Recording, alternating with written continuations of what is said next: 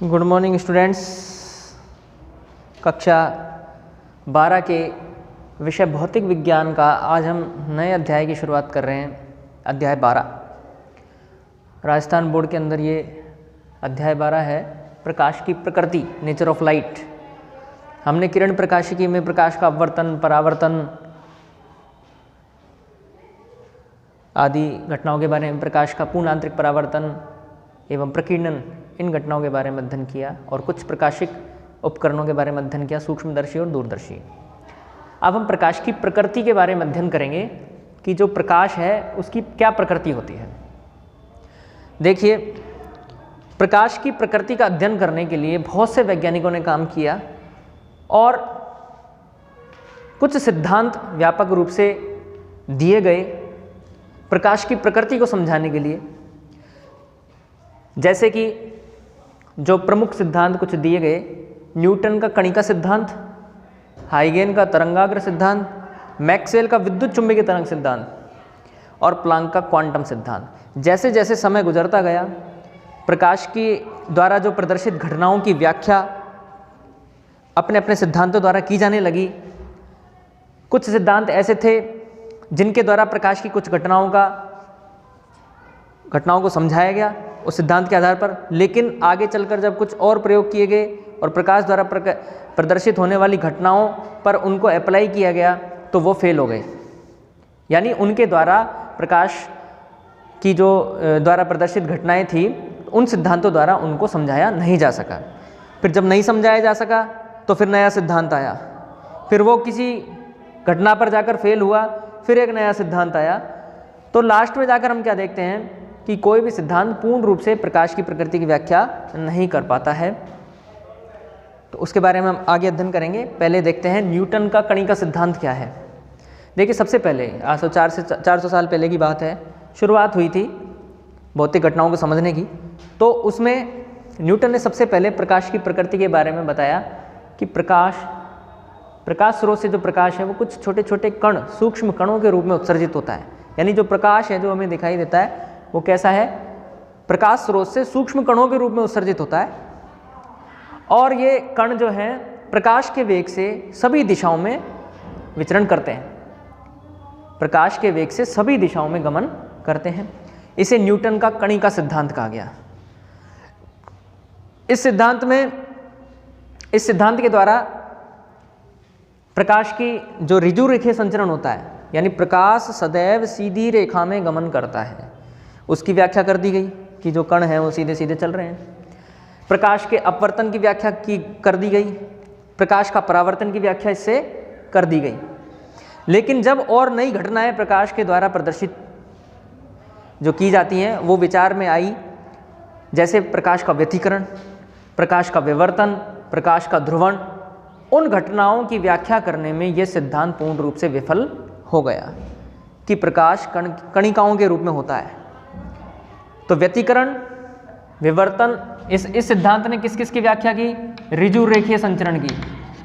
ऋजु रेखीय संचरण मतलब सीधी रेखा में गमन, ऋजु रेखीय संचरण, अपवर्तन और परावर्तन, इन घटनाओं की व्याख्या तो कर दी, लेकिन किसकी नहीं कर पाया, व्यतिकरण, विवर्तन और ध्रुवण। ये नई घटनाएं थी कुछ, इन घटनाओं की व्याख्या प्रकाश द्वारा प्रदर्शित नहीं की गई। प्रकाश द्वारा जो ये प्रदर्शित की जाती हैं घटनाएं, इनकी व्याख्या इस न्यूटन के कणिका सिद्धांत के द्वारा नहीं की जा सकी। तो फिर एक नया सिद्धांत आया, हाइगेन का तरंग सिद्धांत। हाइगेन नामक एक वैज्ञानिक हुए, उन्होंने बताया कि जो प्रकाश है वो तरंग और तरंगाग्रों के रूप में आगे चलता है। तरंग, तरंगाग्र और तरंगिकाएं। प्रकाश किसके रूप में आगे चलता है, तरंगों के रूप में चलता है, वेव्स। क्या कहेंगे, तरंगों को क्या कहते हैं हम, वेव्स। और तरंगाग्र को कहेंगे वेव फ्रंट्स। तो हाइगेन ने बताया प्रकाश के इन गुणों की व्याख्या करने के लिए, विवर्तन, व्यतिकरण और ध्रुवण की व्याख्या करने के लिए, कि प्रकाश जो है तरंग प्रकृति होती है प्रकाश की, यानी प्रकाश तरंगों के रूप में आगे चलता है। और ये तरंगे कैसी बताई इन्होंने कि ये तरंगे अनुदैर्घ्य होती हैं। देखिए, अनुदैर्घ्य और अनुप्रस्थ, ये दो शब्द हैं। एक तो शब्द है अनुदैर्घ्य और एक होता है अनुप्रस्थ। अनुदैर्घ्य क्या होता है? जिसमें जैसे हम कहते हैं प्रकाश की, हाइगन ने क्या बताया, प्रकाश जो तरंगों के रूप में संचरित होता है वो अनुदैर्घ्य तरंगें होती हैं, यानी जिसमें प्रकाश का संचरण माध्यम के जो कण हैं वो प्रकाश संचरण की दिशा में गति करते हैं। माध्यम के कण प्रकाश संचरण की दिशा में गति करते हैं। अनुदिश हो गया ना, अनुदैर्घ्य का मतलब अनुदिश, उसी दिशा में, जिस दिशा में प्रकाश जा रहा है उसी दिशा में माध्यम के कण जा रहे हैं या तरंगे जा रही हैं। और जब माध्यम के कण तरंग संचरण की दिशा के लंबवत गति करते हैं, इस तरह से, जैसे एक रस्सी को हमने खंभे से बांध के और इस तरह से हमने उसको अगर झटका दें तो हम देखते हैं कि उसमें माध्यम के कण, तरंग तो जा रही है आगे और माध्यम के कण कैसे जा रहे हैं, ऊपर नीचे। तरंग तो कहाँ जा रही है, आगे पीछे, और माध्यम के कण ऊपर नीचे। तो माध्यम के कण जब तरंग संचरण की दिशा के लंबवत होते हैं तो अनुप्रस्थ, और जब अनुदिश होते हैं तो अनुदैर्घ्य। अनुदिश मतलब उसी दिशा में होते हैं तो उसे अनुदैर्घ्य कहते हैं। तो हाइगन ने कहा कि जो प्रकाश का संचरण तरंगों के रूप में होता है और वो तरंगें कैसी होती है, अनुदैर्घ्य होती हैं, और ये तरंगें प्रकाश के वेग से सभी दिशाओं में गमन करती हैं। अब इस हाइगन के तरंग सिद्धांत द्वारा ऋजुरेखीय संचरण, अपवर्तन, परावर्तन, व्यतिकरण, विवर्तन और ध्रुवण सबकी व्याख्या कर दी गई। लेकिन ये कहाँ फेल हुआ? जब और आगे एडवांस जब प्रयोग होने लगे तो कुछ प्रभाव आए नए, कॉम्पटन प्रभाव, जीमान प्रभाव और स्टार्क प्रभाव। इनकी व्याख्या करने में ये असफल हो गए, इनको व्याख्या नहीं कर पाए, कॉम्पटन प्रभाव, जीमान प्रभाव और स्टार्क प्रभाव। तो ये फेल हो गया। ये कण बता रहे हैं, तरंग बता रहे हैं। फिर एक नया सिद्धांत आया और जब आगे डेवलप हुआ, मैक्सवेल का विद्युत चुंबकीय तरंग सिद्धांत। मैक्सवेल नामक साइंटिस्ट ने बताया कि प्रकाश जो होता है वो विद्युत चुंबकीय तरंगों के रूप में होता है।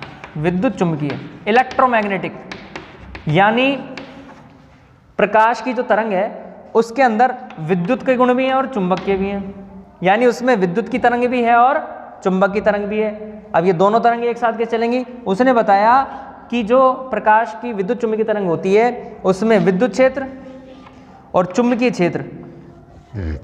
क्षेत्र जो होते हैं परस्पर एक दूसरे के, इनके जो तल हैं वो एक दूसरे के लंबवत होते हैं। जैसे मान लो विद्युत क्षेत्र जो है XY तल में है तो चुंबकीय क्षेत्र YZ तल में होगा, यानी उनके तल कैसे होंगे? लंबवत होंगे। एक इस तरह से जा रहा है तो दूसरा इस तरह से जा रहा है, लंबवत तल में। तलों के बारे में आपने अध्याय 11 में पढ़ा है, त्रिविमीय गति, द्विविमीय गति, उसके अंदर तलों के बारे में आपने अध्ययन किया है। तो उन्होंने क्या बताया कि विद्युत और चुंबक की जो इसके अंदर सदिश होते हैं, विद्युत सदिश और चुंबकीय सदिश, वो सदिश उनके जो तल होते हैं वो परस्पर एक दूसरे के लंबवत होते हैं, लेकिन दिशा एक ही होती है। उनके संचरण की दिशा, यानी दोनों चलेंगे एक ही दिशा में लेकिन लंबवत चलेंगे एक दूसरे के, लंबवत, उनके तल लंबवत होंगे। और किससे जाएंगी? प्रकाश के वेग से जाएंगी विद्युत चुंबकीय तरंगें। और इसने बताया कि जो प्रकाश की तरंगें हैं वो कैसी होती हैं? अनुप्रस्थ होती हैं। इन्होंने क्या बताया मैक्सवेल ने कि प्रकाश की जो विद्युत चुंबकीय तरंगें हैं ये अनुप्रस्थ होती हैं, यानी ट्रांसवर्स होती हैं। लॉन्गिट्यूडनल ना होकर कैसी होती है? ट्रांसवर्स, यानी अनुप्रस्थ होती है, यानी इसमें माध्यम के कण प्रकाश संचरण की दिशा के लंबवत गति करते हैं हमेशा। तो इसके द्वारा जो है प्रकाश की घटनाओं की व्याख्या की जा सकी। अब ऐसी कुछ घटनाएं थी जिनमें प्रकाश कण के रूप में अपनी प्रकृति को प्रदर्शित करता है, तो वहां पर मैक्सवेल का विद्युत चुंबकीय तरंग सिद्धांत फेल हो गया, जहां कण के रूप में है, क्योंकि ये तरंग मान रहा है। तो फिर एक नया सिद्धांत आया, प्लांक का क्वांटम सिद्धांत। अब व्याख्या किसकी करनी थी? कॉम्पटन, जीमान, इंस्टार्क, इन सबकी व्याख्या करनी थी।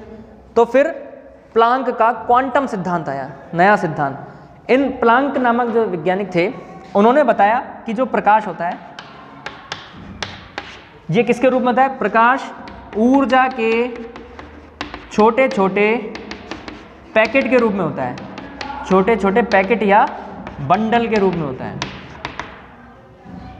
ऊर्जा के छोटे छोटे पैकेट या बंडल के रूप में होता है प्रकाश।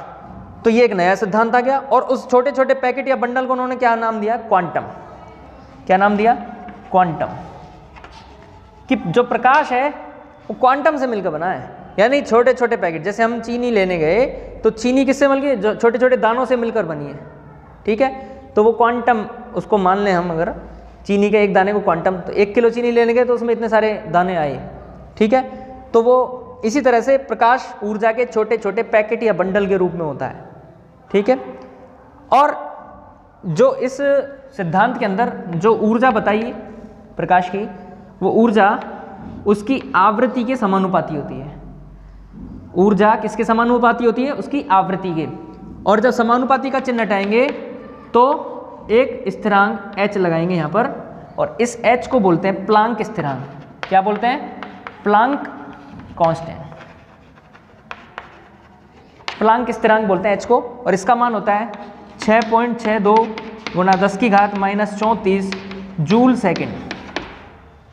6.62 गुणा 10 की घात माइनस 34, 10 की घात, इतना छोटा है ये। अब आप देख लो ये बंडल कितने छोटे होंगे, इनका साइज आप देख लो, 10 की घात माइनस 34 जूल सेकेंड। तो ऊर्जा को क्या कर दिया उन्होंने? विविक्त कर दिया, क्वांटीकृत कर दिया। विविक्त मतलब छोटे छोटे पैकेट, विविक्त मतलब होता है पैकेट, छोटे छोटे बंडल। तो क्वांटम का अर्थ होता है विविक्त। ऊर्जा का क्या कर दिया उन्होंने? विविक्तीकरण कर दिया, यानी वो आवृत्ति के ऊपर डिपेंड कर रही है। h क्या है? प्लांक कांस्टेंट है, इसका मान ये है। तो इस तरह से ये 4 प्रमुख सिद्धांतों की बात हम करते हैं, और हम देखते हैं कि इनमें से कोई भी सिद्धांत प्रकाश के जो द्वारा प्रदर्शित घटनाएं हैं उनकी पूर्ण रूप से व्याख्या नहीं कर पाते हैं, सभी घटनाओं की। कुछ सिद्धांत बताते हैं कि प्रकाश कण के रूप में है, कुछ सिद्धांत बताते हैं कि प्रकाश तरंग के रूप में है, और लास्ट में जाके ये डिसाइड किया गया कि प्रकाश दोनों ही रूप में है, अर्थात प्रकाश की द्वैत प्रकृति है। क्या निष्कर्ष निकल रहा है? कि कोई भी सिद्धांत जो है प्रकाश की सभी घटनाओं की व्याख्या नहीं कर पा रहा है। कुछ सिद्धांत कण के रूप में बताते हैं प्रकाश को, और कुछ सिद्धांत तरंग के रूप में बताते हैं। तो लास्ट में जाके निष्कर्ष निकलता है कि प्रकाश कण और तरंग दोनों रूप में होता है। कुछ घटनाओं में वो कण की तरह व्यवहार करता है और कुछ में तरंग की तरह व्यवहार करता है, अर्थात प्रकाश की द्वैत प्रकृति होती है। क्या कहेंगे? द्वैत प्रकृति। द्वैत प्रकृति means dual nature. Dual nature किसने बताया? डी ब्रोगली नामक वैज्ञानिक थे।